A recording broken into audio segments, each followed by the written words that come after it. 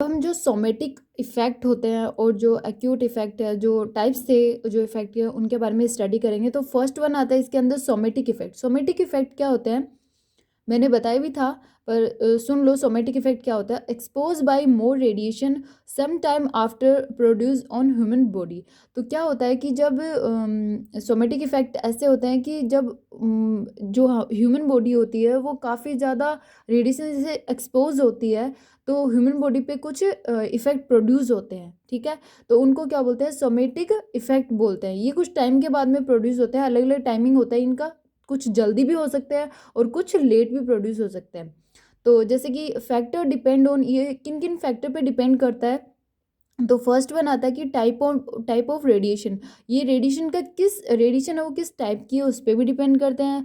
और रेडिएशन की एनर्जी क्या है, और रेडिएशन की कितनी अमाउंट दी जा रही है, या जो एक्सपोज होने वाला पार्ट है वो बॉडी का वो कौन सा पार्ट है। तो इन चीज़ों पे ये जो सोमेटिक इफेक्ट होता है वो डिपेंड करता है। ये टू टाइप की होता है, जो सोमेटिक इफेक्ट होता है वो टू टाइप्स का होता है। There are two types of somatic effect. First one आता है इसमें अक्यूट, यानी जो इमीडिएट इफेक्ट होते हैं, जल्दी से हो जाते हैं। क्रॉनिक यानी लेट लेट इफेक्ट होते हैं, जो काफ़ी टाइम बाद में एक्सपोज होने के बाद में प्रोड्यूस होते हैं।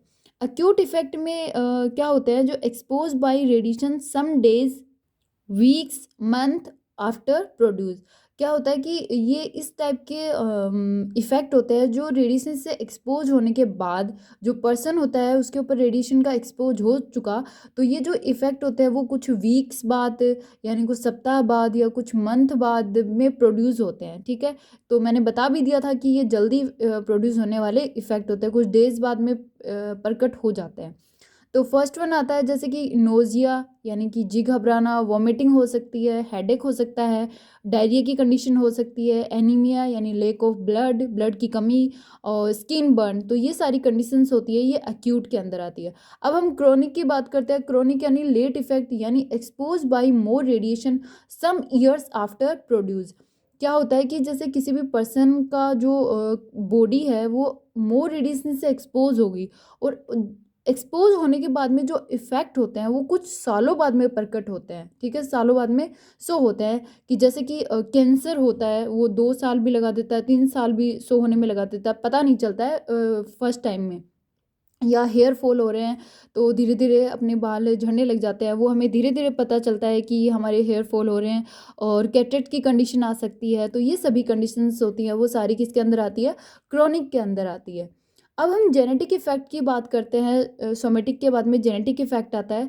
तो expose by more radiation one generation to other generation transform. क्या होता है कि अगर जो पर्सन की बॉडी है वो अगर मोर रेडिएशन से एक्सपोज होती है, तो ये इफेक्ट होता है वो जनरेशन टू जनरेशन ट्रांसफ़र होता है, मतलब एक जनरेशन से दूसरी जनरेशन में, यानी पीढ़ी दर पीढ़ी चलता रहता है। तो जैसे कि इसमें होता है क्रोमोसोमल डिसऑर्डर हो सकते हैं, डम डेफ मेंटली डिसऑर्डर बेबी, यानी जो बच्चे पैदा होते हैं वो बहरे, गूंगे, और जिनमें मेंटली डिसऑर्डर होते हैं, इस मानसिक डिसऑर्डर वाले जो बच्चे होते हैं वो पैदा हो जाते हैं। तो इन सभी कंडीशन, ये सारे इफ़ेक्ट होते हैं वो किसके अंदर आते हैं, रेडिएशन हैजार्ड्स के अंदर आते हैं।